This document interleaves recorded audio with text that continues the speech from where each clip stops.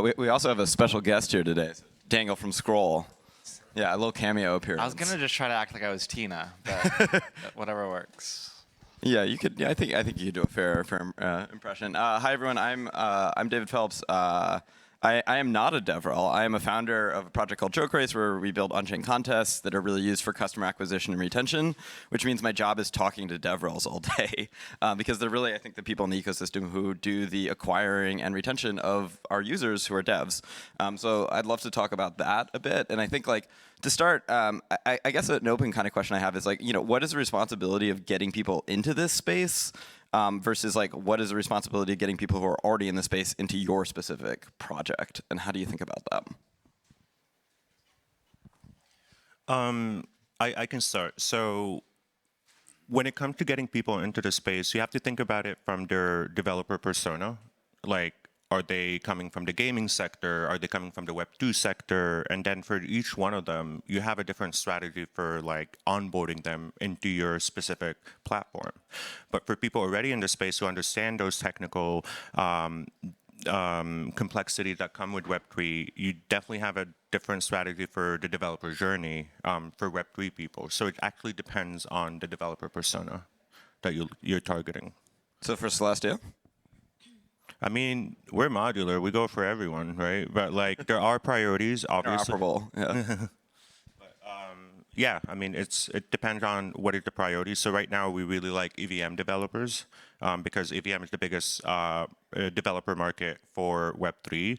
And we're also looking at Cosmos. Like, we focus on Cosmos. And within that, people who want to build in DeFi or gaming or NFTs, each one of them would have a specific kind of developer journey so that we onboard them with their favorite smart contract language to whatever demo application they want to build so that they know how to, like, add complexity over time and build their dream products. I think generally all the DevRels here and all the DevRels in general see themselves as educators. So I think all of us see our roles as bigger than our companies, because people up here, I don't really know exactly, but we've all worked at different protocols. No one works for one project for like 20 years, and that's the only thing you care about onboarding to. So I think, at least for me speaking, like, I like meeting people where they are. And for me, getting them onboarded into my specific project matters less, just because first and foremost, I believe in education. I have, like, certain principles that I stand by. So for me, it's more important to get people thinking about blockchain and meeting people where they are. If it's like they know nothing about it, then we go there. If they're like, I really want to, like, spin up my own roll up, then, like, we go there. Yeah, as for me, I don't do what you describe. I don't have an overarching goal. I like educating people, but it's a mean to an end. And my objective is to get as many people building in my ecosystem, right? So I guess one of the challenges, where do you draw the line as to what people need to know? And that's what you were describing, right? You have to define your user persona. My perception is that, especially when you're a small company and we're in a small ecosystem, you got to focus. So there are some people I just don't talk to. I have a bunch of resources to point them, and if they want to pick these up, I'm happy to help them. But the people I go after and I make sure they follow up, I tend to draw the line to a pretty small number of people. So I tend to focus on specific developer and a specific developer category. Usually they find us. Usually, like, we don't do a lot of outreach. We spot people on social media who ask questions, and then we follow up with them. So it's really targeted towards certain individuals. Yeah, exactly. Interesting. Whereas Cammy, your approach is broader. Yeah, but I think, like you said, maybe we just have different kind of profiles, because before I was in crypto, I was an educator. I taught K-12 computer science, so I just have a different view of what Devrel looks like, I think. Yeah, and I think for any of these, right, like, oftentimes DevRels are, a developer's first contact in the space with any project, whether that's through YouTube videos or being at a conference. Like, we're the accessible piece of our projects. And so I'm happy to have lots of conversations with people that want to build on Starknet or want to build anywhere else, right? Like, I think we have kind of a responsibility to give developers the best experience in the space, to keep them around in the space. Like, that is the thing we're still trying to do. And if that doesn't mean they land on Scroll, like, no real skin off my back, honestly, right? Like, I want them to build the best products they can. And so if that means I can make connections to other folks, like, that's great too. All right, so let's make this a little bit spicier. I think everyone's given the nice answer here, which is we all want to grow the pie for the ecosystem, get more people here. But there are some L2 wars going on right now.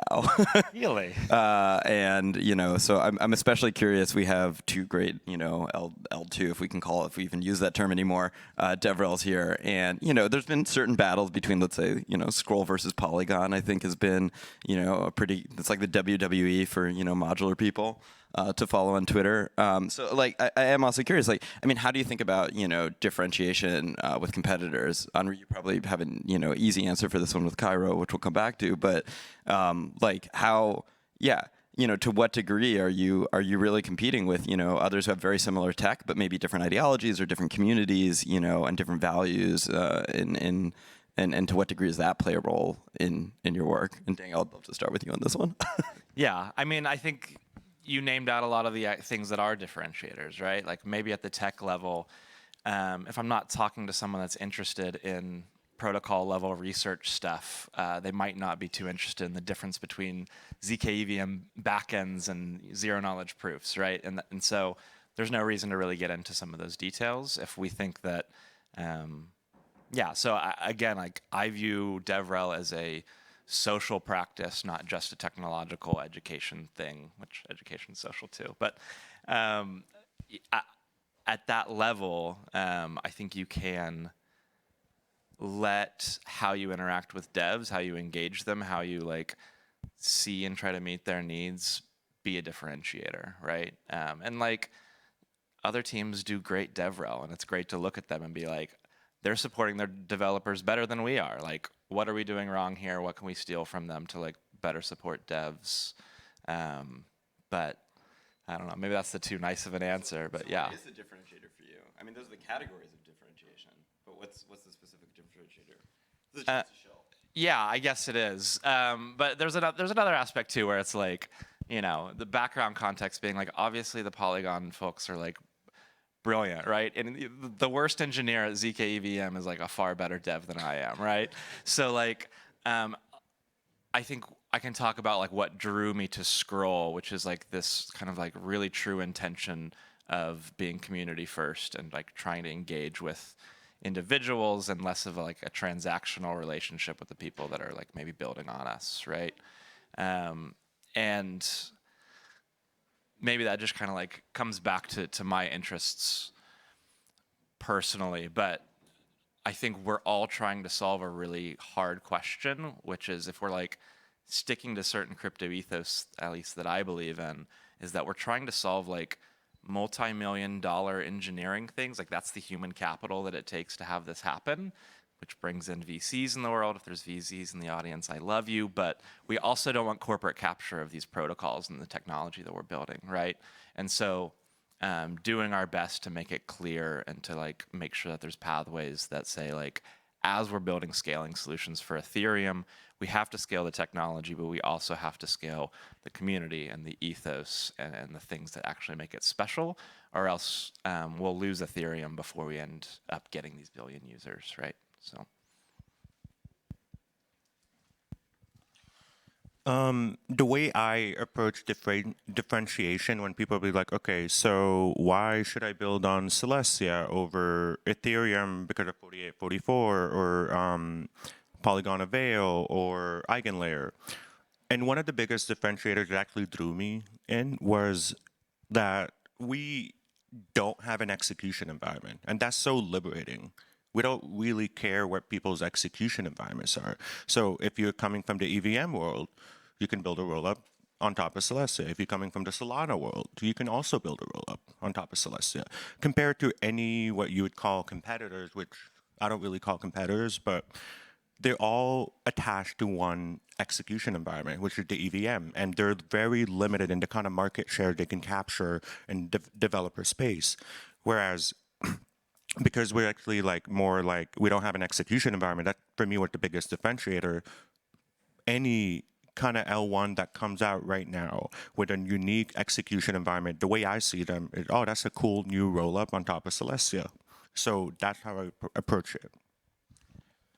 Can I ask you a question about that? I feel like there's something interesting there where as a product, you your developer audience would seem to like stray a lot from, I think, these people just building smart contracts, right? Like doing protocol design that needs your product is like a much deeper tier of knowledge and experience and other things. And so do you feel like you're put in a position to like suggest a DA layer as a solution to things that it's not a solution for, or do you just try to mostly hone in on these, I guess, like maybe the underlying question is like how many rollups do there need to be, and like how do you see that for like talking to devs about what they're trying to build?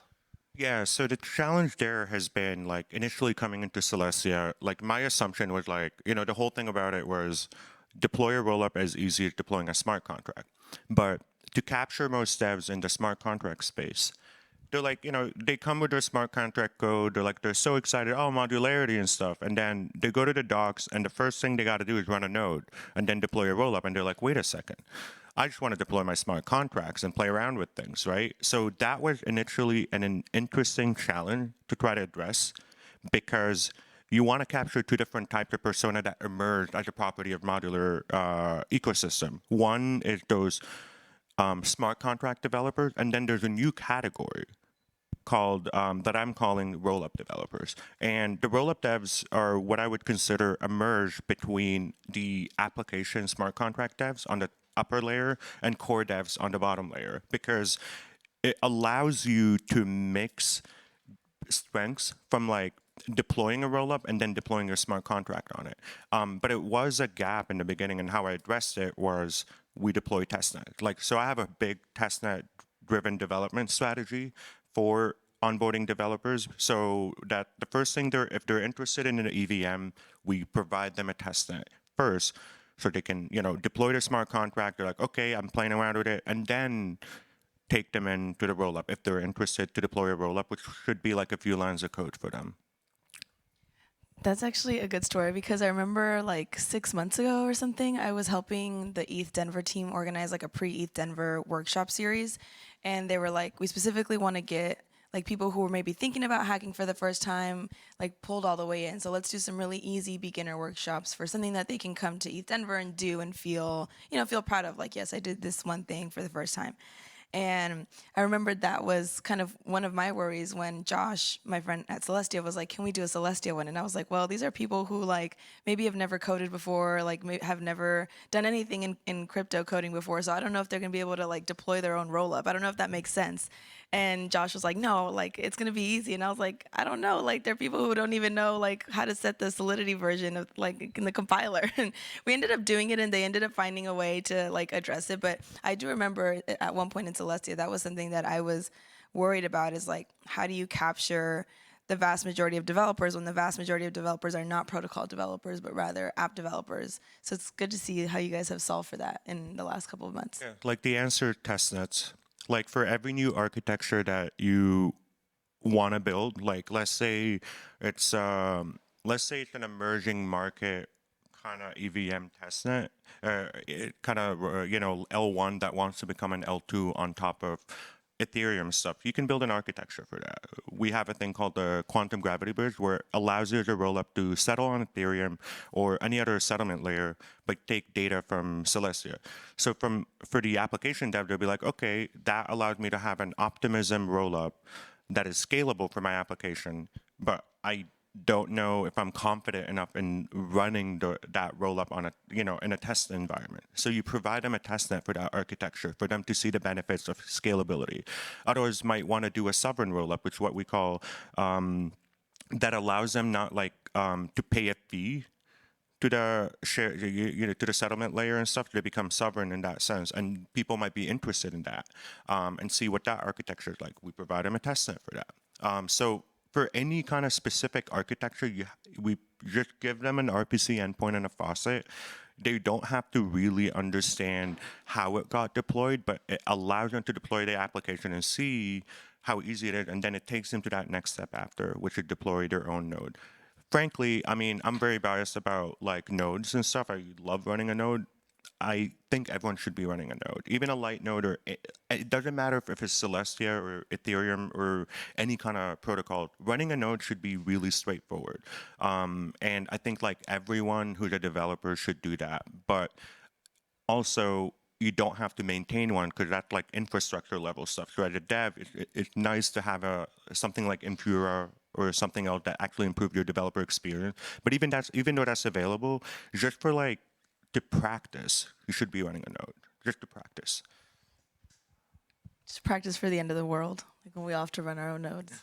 So I think there's a recurring theme here, which is, the tech is getting more complex every year, which means the learning curve for new people entering the ecosystem is getting harder. And so, this answer, create test nets, like create sandboxes for devs to play in. The person I'd really love to hear from here is Henri, because I think in some ways probably, Starkware has the most formidable tech, maybe perhaps we could say, in the space. And so I'd love to hear how you're facing those challenges of getting people onboarded to Cairo, which even for deep devs is not often their background.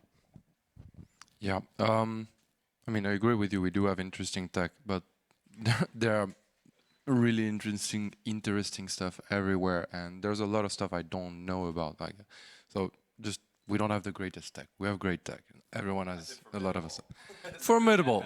Formidable, sorry. So yeah, so how do you onboard people on Cairo, and how hard it is? Well, I don't know. Like, often the question comes like, why should I learn Cairo? Is it difficult and everything? And like, I have a few one-liner. So usually I ask people like, hey, is Solidity the last language you'll ever learn? Most people say no, right? Because it doesn't make sense. So like the point is convincing them that it makes sense, right? So it's showing them why it's worth learning a new language versus using something you already know. And I think that at the end of the day, nobody stays in an ecosystem because it has slightly better tooling or the developer experience is slightly better. People stay for either a deep conviction they have in the fact that the tech is good and powerful, or for the community, like David said earlier, and I fully agree with that. So I tend to focus on those stuff, right? The developer experience is not great, of course, but this is something that most people can overcome, and if you explain and you take time to explain, then most people will overcome it. So we just focus on what's in the distance and the people around you. That's what we tend to do. Does that make sense? Yeah, I mean, I think, I feel like Starkware is in a pretty cool position, right? Because on the one hand, you do have this barrier to entry, but it lets you kind of have that style, right, where you are finding people that are already interested, and then you can like pull them in a little bit. I think the quote that I think of is someone in your team has compared it to eating glass, right? And like Web3 is full of masochists that like for some reason want to like run up against the bleeding edge of technology and just hit their head against a wall a lot. But once you've done that, right, you've kind of created like a community of people that have gone through this collectively together, fully, and like they understand deeply what everyone else is kind of like working with and doing. And it kind of like creates this moat for your project and your product where a layer 2, right? You can take that smart contract. Like our goal is to like kind of be a boring product in a sense, right? We want to be as EVM compatible as possible. So you can take your code from mainnet and put it on Scroll, but that also means you can take your code off of Scroll and throw it anywhere else, right? And so we really have to focus in on figuring out like what does it mean to build that community when we don't have a shared glass eating ritual. But yeah, I think the glass eating meme is awful. But it is fun, I'll say this.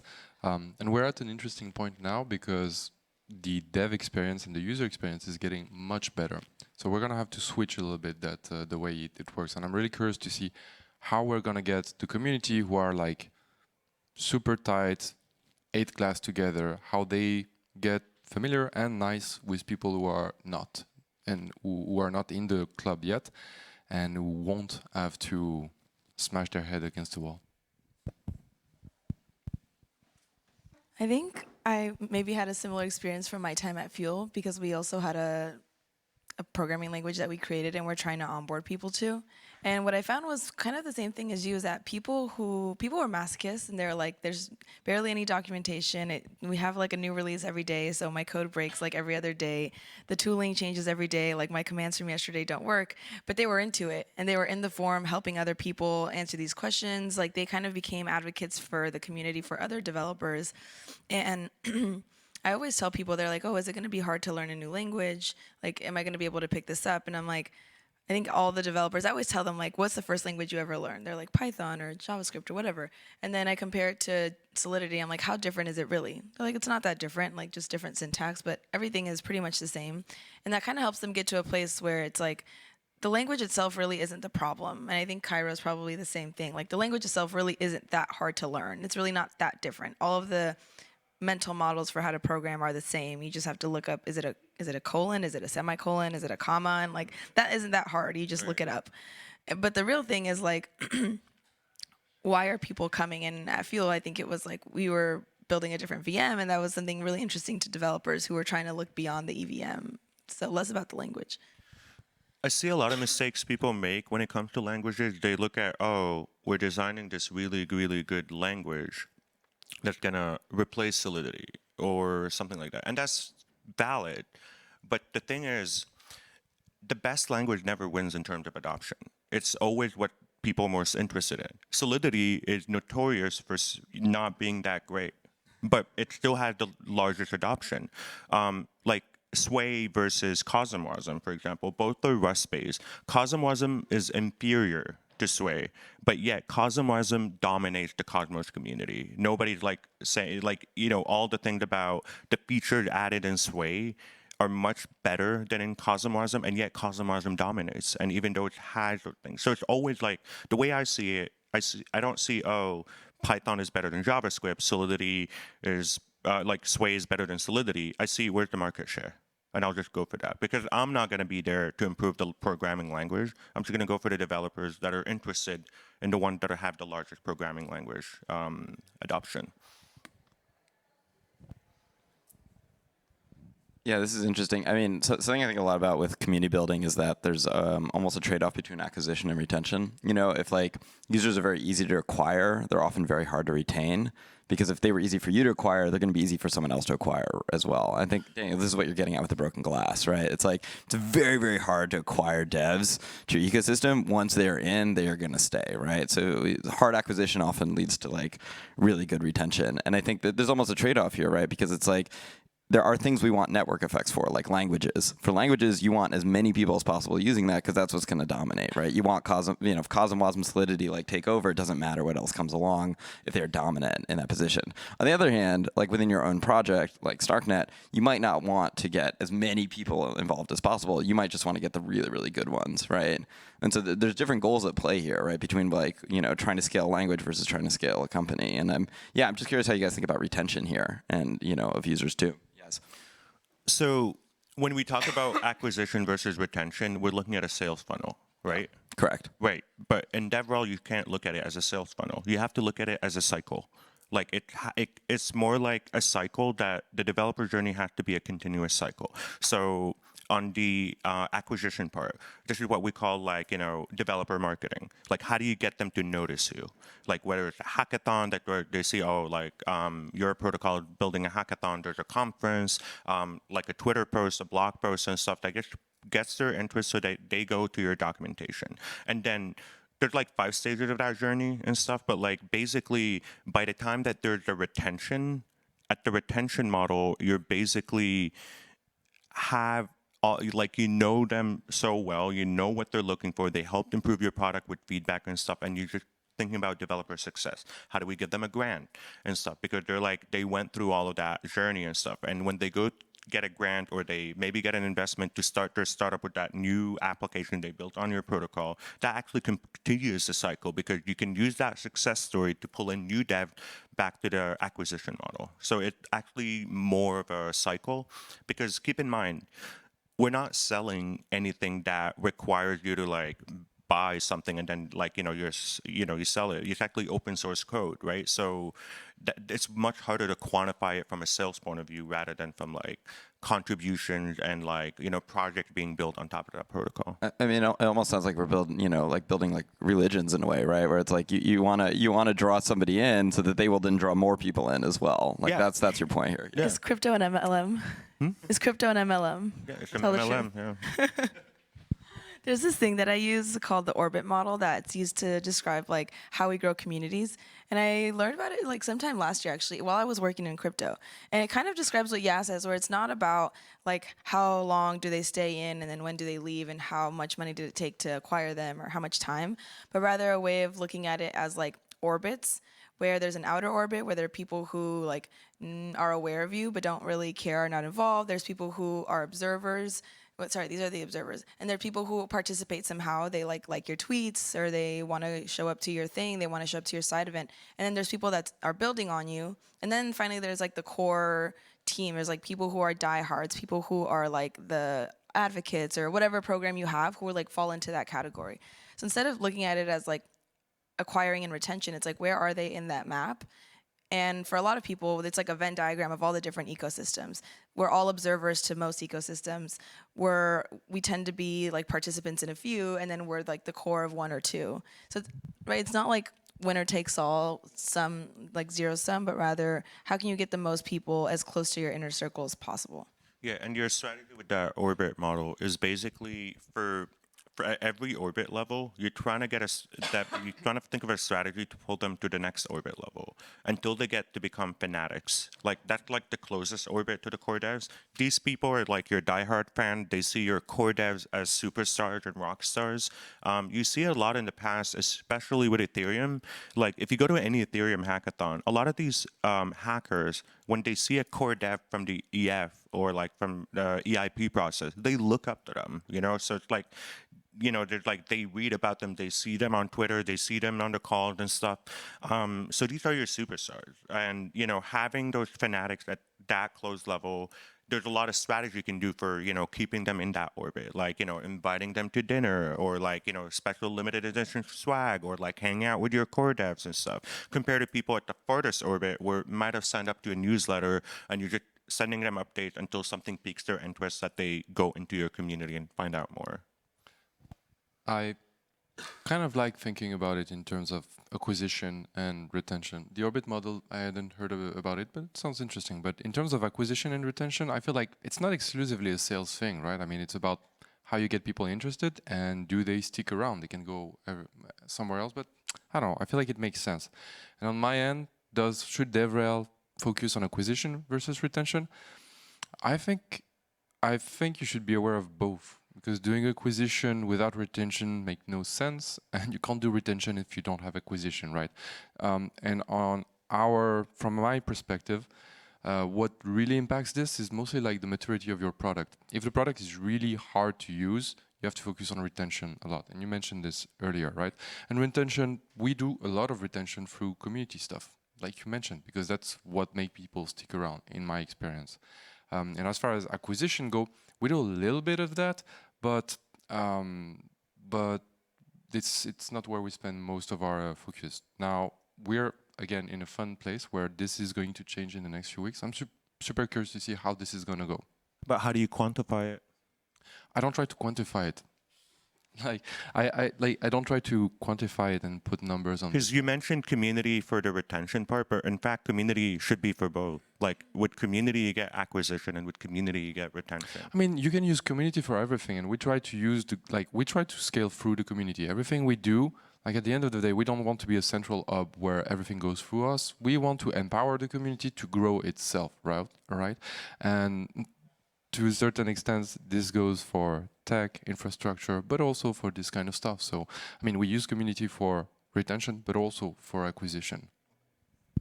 I look forward to the KPI session we have after this on our metrics here. But I think there's also something fun, I think that maybe in this panel unique to Scroll, but I'm not sure, which is that, you mentioned dev personas a little bit, right?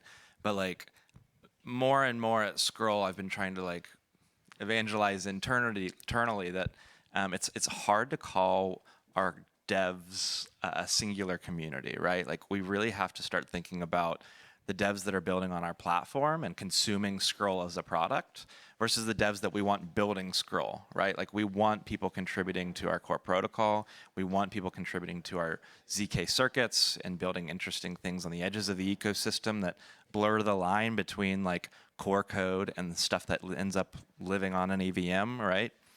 And for each of these, you kind of have to have different tactics and different ways to approach it, and really think about like what motivates someone that's writing Halo 2 circuits in an open source context versus your dApp dev. It's also like it must be a much smaller community, right? I mean, the number of people who are able to write this kind of circuit and contribute to Scroll, like you don't treat a community with a few tens of people or hundreds of people the same way you treat a community with like thousands of people, no? I think that's kind of the point though, right? Like we have 500,000 people in our Discord. That's not a community, right? Like that's like, it's something very different, right? And so I think I want to I think most of the time when people in Web3 use the word community, they're talking about an audience. And I don't think that's something that we should be diluting the word community. And that's why I think like identifying actually what are the sub-communities, the set of communities that make up the Scroll community lets us really like meet the needs of those devs, right? Whether it's 5 hardcore people that like really want to learn these circuits really deeply, or it's people like we have a decently large Devrel team at Scroll, and we have folks that I think do general education super, super well, and they'd be very poorly suited to be Devrels for those circuits. And by letting people kind of focus on those things and know what they're good at and know where they need to like push things off to other folks really helps us kind of focus in on that. You mentioned that one sector is smaller than the other. I don't think it matters. Because if you find me one really good core dev who's external to the team, that's worth a lot. And I But mean, my point is not in terms of value, it's in terms of tool, right? You don't communicate with 10 people the same way you communicate with 1,000, right? of course, like, but just like imagine a Telegram group yeah, with because you 1,000 want to people, follow 10 the people. one-to-end relationship with developers, right? But like when it comes to the core protocol, there are a lot of programs and strategies you can do to actually align core devs, external and internal, around your core protocol. Like the EIP process, which is actually based on IETF standards and Python enhancement proposals, like as a process, is something that's actually really well done. Because in the end, when you have so many external core devs, like in Ethereum, they call it cat herding, because it's really hard, like just to get everyone together and stuff. But like, at the end of the day, you have a really dedicated community, even though it's small, of core devs who actually understand the protocol in and out, even if they're not paid or they're like, an external researcher and stuff. They actually care and they're actually building that community. Like, look at Tim Bako. Tim Bako is not necessarily a DevRel in the traditional sense, but he does have that DevRel persona. When he would go on every EIP call for the all-core devs, he would live tweet about what people are saying. And then he became the coordinator of the EIP process after that, because a lot of people follow what he's saying. There was a lot of debate in Ethereum. There was like, hey, what's updates on the merge and stuff like that. So yeah, I mean, like even if it's a smaller community, it's still like that's the community that changes everything related to the protocol. If you look at Geth, there's probably like 30, 40 people in the world who understand Geth. Like as like in and out, right? So it's, even though it's smaller, these people are super valuable because it's such an important, that Geth is so important for Ethereum, So yes, I think you're getting at something that I'm really interested in, which is attention economy. Like, to what degree is it important to play into, like what you referred to before as rock stars in the ecosystem, right? Like if you can get one of those rock stars in the ecosystem, that's going to do a lot of damage for you. So Cami, this is really for you. I think you've been pretty unique in this because you've developed, I think, a persona as a creator in the space, which is like you're Gen Z Devrel, right? So like people follow you and they know you as a personality, not just as a dev. They know you for like where you're going, what you're doing, and it's like people love you for that. And so and this is what Yaz was saying before too. To what degree is it important for everyone here to be a rock star? To what to what degree is it important to think about attention economy and how you're commanding like this new world we live in of like the creator economy, like where you are a creator, or at least maybe some of your devs are also creators that command wide audiences and people care about on a personal level as well. This is really a question about brand and brand building. I'll start by saying I don't think it was a purposeful thing. I think it just happened over a long period of time. Personality was just too strong. Yeah, vibes were too good. And then people were just like feeling it. No, but I do think that in Devrel, a lot of your job is to be on the forefront of technology. So it's like this new thing exists. You're one of the first people in the space that knows how to do it. So you have to make the video, you have to write the docs, like you have to make it possible for everyone else to know how to do it. And I think because of that, it kind of creates this like image of like rock starism, where it's just like, it's just by nature if you're one of the first people in the space who's able to do something because you're the closest to the devs who made it, you're the closest to the people, the John Adlers of the world, who you can sit down and be like, hey, how do you do this? And then you make it palatable for everyone else. But how important is it? Honestly, people ask me this all the time. Like teams come up to me and they're like, how important is it to have like a Twitter personality be my DevRel versus just like, you know, someone who's a good engineer? And I always tell them it's not the most important thing. Like that's not the thing you should be optimizing for, but it is important. I think it is important. And not just because for your brand, but because brands are built around people. They're not built necessarily around tech. Because like Daniel was saying, there might be a point where your tech is so similar to 10 other companies, especially as the L2 wars rage on. I think in a year, there'll be 5 to 10 more EVM L2s. So it's like if they're all the same, the differentiator isn't the tech. It's not like the, I don't know, the like low level stuff that matters, but it's how does the people on your team make everyone feel? How do you lead a community? How do you, yeah, it's just like, how do you make people feel? How do people feel about you? And how do people trust you? I think when you're a DevRel, it's more about trust. Someone asked me, they're like, I posted a picture of me playing basketball here in Paris, and they're like, do you ever work at these conferences?